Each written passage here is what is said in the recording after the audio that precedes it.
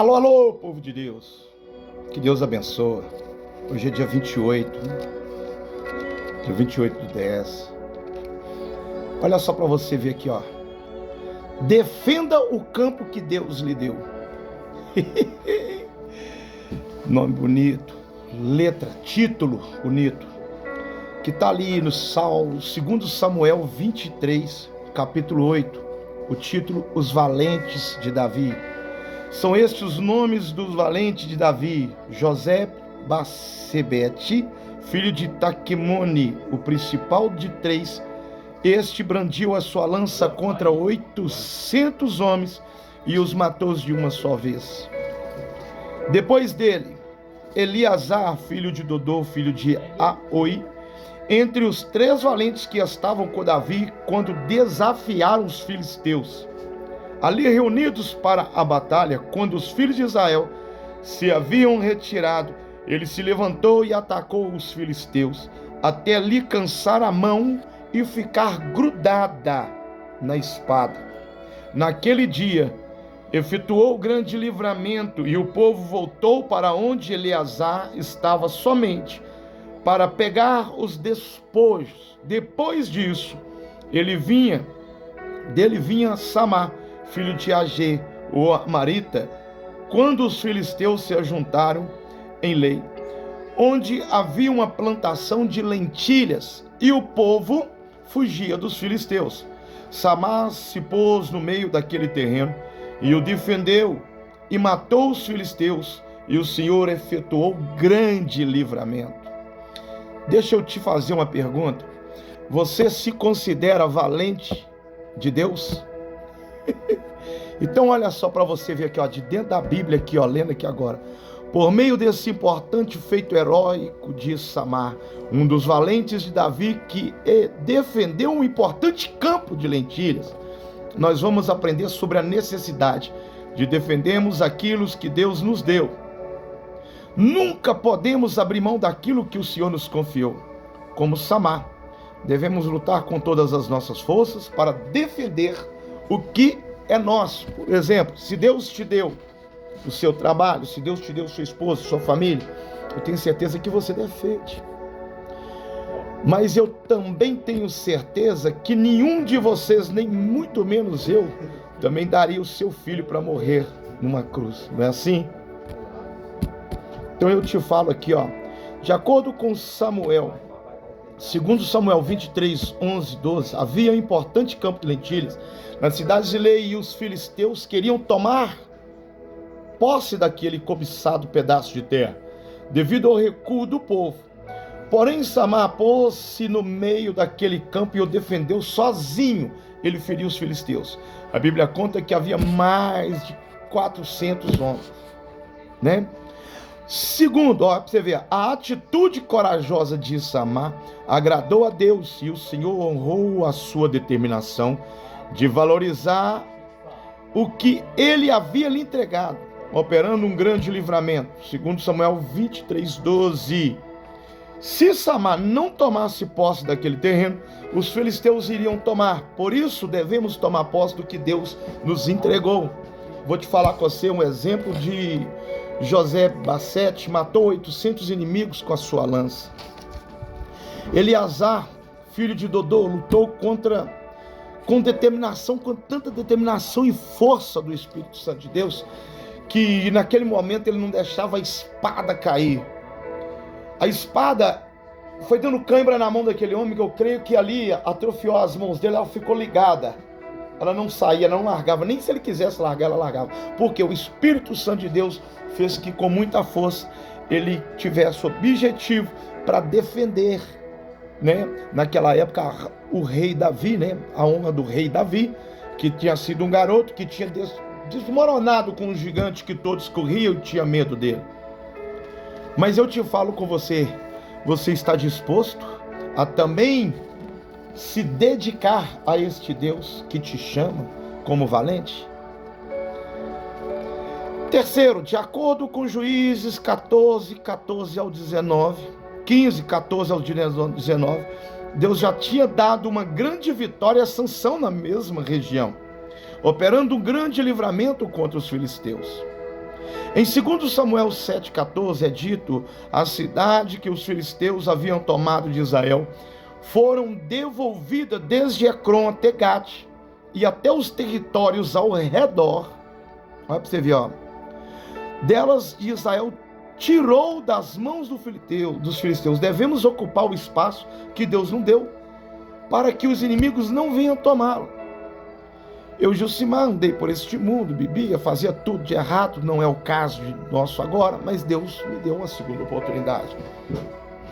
Muitos têm abrido mão desta segunda oportunidade, mas eu te convido a te entregar nas mãos de Deus, para que você também seja um vencedor.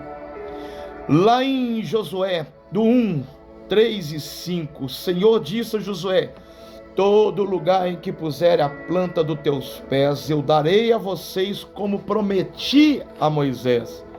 Ninguém poderá resistir a você todos os dias da sua vida. Assim como estiver com Moisés, estarei com você, e não o deixarei nem o abandonarei. Tá vendo? Deus naquela época não abandonava. Hoje Ele não te abandona, mas quem abandona Deus somos nós, homens carnais, que muitas das vezes, como eu disse, que os próprios aí que estão aí na presença de Deus, pregoando, eles não têm forças para ser um verdadeiro escolhido e valente de Deus. Porque muitas das vezes não fazem ali aquela campanha com determinação, buscando, abrindo mão daquilo que importa na sua vida para estar na madrugada orando. E simplesmente qualquer pedrinha no sapato é motivo para te distanciar de Deus. Esse não é valente, esse é frouxo. Mas o Deus te dá a segunda oportunidade para você ser valente, não é mesmo? Olha só para você ver, ó. Valorizando o que Deus nos entregou. Em Gênesis 25, 34 é dito que Esaú desprezou o seu direito de primogenitura por causa de um prato de lentilhas. Já Samar soube valorizar o campo de lentilhas que Deus te entregou. Em 2 Samuel 23, 11 e 12.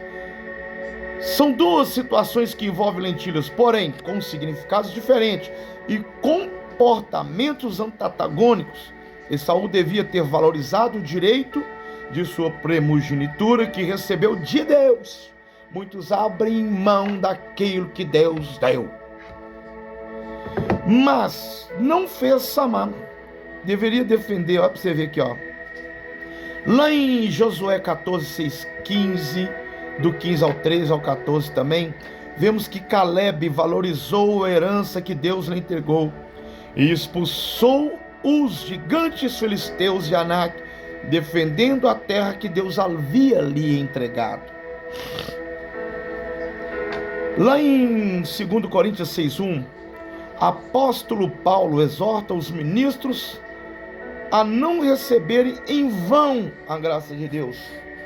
Por que Deus permitiu que o povo caminhasse pelo lado mais longo, mais distante, para chegar para a terra prometida? Por quê? Porque simplesmente eles haveriam ter que aprender, tinha que ter cicatrizes para um dia falar: olha, tome o lugar mais longo, porque é de Deus. O lugar mais rápido nem sempre vai te levar para a vitória, mas talvez vai atrasar a tua bênção, vai atrasar a majestade que Deus te deu. Não é isso? Lá em 2 Timóteo, do 1 ao 14, ó, 1:14, Paulo diz a Timóteo: por meio do Espírito Santo que habita em nós, guarde o bom tesouro que lhe foi confiado. Olha só que coisa maravilhosa. Muitas vezes, dentro da sua casa, você pergunta a Deus assim: Deus, por que minha bênção não chegou ainda? Mas agora te para pensar, porque talvez você não está sabendo pedir a Deus. Talvez você acha que está certo, mas não está ouvindo os mandamentos de Deus. Cria cicatriz, meu amigo. Mergulha nas águas purificadoras que Ezequiel mergulhou. mergulhe você também e seja purificado. Porém assim, você não vai colocar Deus contra a parede e falar: Deus, faça isso na minha vida, sabendo que com você o maior conserto está aqui, ó, de dentro das escrituras, da profecia, da boca de Deus. Então aprendemos por meio desta mensagem que devemos tomar posse e valorizar aquilo que Deus nos entregou. Precisamos defender o nosso território de toda ameaça de invasão do inimigo, pois aquele que está conosco é maior. Está em nós aquele que fez os céus e a terra, aquele que está no mundo. Lá em 1 João 4,4, reflita lá. Eu vou ler, mas você lê aí. Então pense bem para você, para ser um escolhido de Deus hoje, você tem que ser também como Benai. Foi um dos maiores heróis de Israel. Matou o egípcio gigante, matou um leão na neve. Abissai, líder de 30 valentes de Davi, irmão de Joabe, sobrinho de Davi, prevaleceu contra 300 homens. Azael, irmão de Joabe, sobrinho de Davi, ele foi até morto. Mas por que ele foi morto? Porque simplesmente queria tramar a morte, né? Ele queria matar aquele servo leal, que foi também um servo de Saul.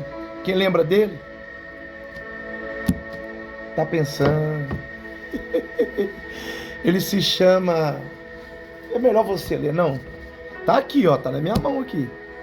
Quem sabe você consegue ler aí e falar comigo quem que é. Olha só para você ver aqui. Urias também foi guerreiro valente de Davi, mas um guerreiro de conduta implacável. Exemplo, era casado com Batseba. Foi vítima do grande pecado do rei Davi. Mas todo pecado, ele vem com a correção. E essa correção, quando é do Espírito Santo de Deus, quando ela é de Deus, ajoelhe. Porque se você não ajoelhar, ai de nós. Também temos Itai. Itai, ele era estrangeiro, ele era filisteu e resolveu cooperar com o rei Davi. Ele foi um grande comandante dos exércitos de Davi. Olha só para você ver. Deus te deu na sua mão a ferramenta para você guerrear. Deus te mandou você se colocar de pé e ir. Então não tenha medo não. Sabe por quê? Porque lá, no meio dos seus inimigos, Deus já escolheu um para batalhar contigo e caminhar de pé com você. Os seus inimigos, eles vão querer ter a unção que você tem. Eles vão querer servir o Deus que você serve. E o Deus que eu sirvo e você serve, ele se chama o Todo-Poderoso, o Altíssimo, o Grandioso. A Bíblia fala que o povo de Israel chamava de ele o Eterno. Ele é eterno ontem, ele é eterno hoje, ele é eterno amanhã e é eterno para sempre. O Deus de Abraão, o Deus de Isaac e o Deus de Israel. Não vou falar Jacó, porque Jacó era trapaceiro. Israel foi o novo nome que Deus deu àquele jovem chamado Jacó. Então hoje, Deus quer trocar o seu nome para Israel, para ser um vencedor que aguenta as humilhações, as lutas, permanecem de pé. Então assim, eu te falo, guarde, defenda esse campo que Deus lhe deu. Está aqui o meu amor eterno aqui, ó, a Bíblia Sagrada.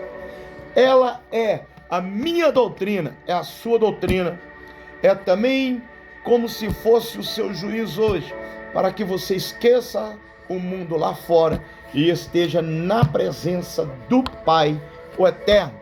Faremos uma oração universal, ao qual o próprio Jesus Cristo nos ensinou a orar, que diz: Pai nosso que estais no céu, santificado seja o teu nome, seja feita a tua vontade, assim na terra como no céu. O pão nosso de cada dia nos dai hoje, Senhor. Perdoai as nossas ofensas, assim como nós perdoamos a quem nos tem ofendido. Não deixeis cair em tentação, mas livrai-nos de todo mal, pois é teu o poder e a glória para todo sempre. Amém. Meu Deus, eu te apresento agora este ouvinte, eu te apresento este homem, essa mulher que está no seu trabalho, que está dentro da tua casa, que está ali em busca, Senhor Deus, e consequentemente da tua palavra, para aprender a plantar essa semente, qual somente o Senhor é quem irriga, para dar o fruto, para crescer ali, Deus, para que todos vejam que esta árvore foi plantada junto ao ribeiro das águas purificadoras, as águas que saem dos umbrais do templo da grande Jerusalém. Obrigado, meu Deus, por esse dia. Obrigado pelos companheiros de trabalho. Obrigado pela minha família. Obrigado, Deus, por cada um desses que estão aí neste momento. Obrigado, meu Deus, pois o Senhor nos concedeu mais um dia. E assim eu te entrego as nossas vidas em tuas mãos, em nome do Deus Pai, do Deus Filho e do Deus Espírito Santo. Amém. Um abraço para cada um de vocês. Deixo aí esta palavra para você guardar na sua mente, no seu coração, pois a Bíblia diz: bem-aventurado é aquele que ouve e guarda as profecias deste livro. A paz do Senhor Jesus, que Deus te abençoe. Amém?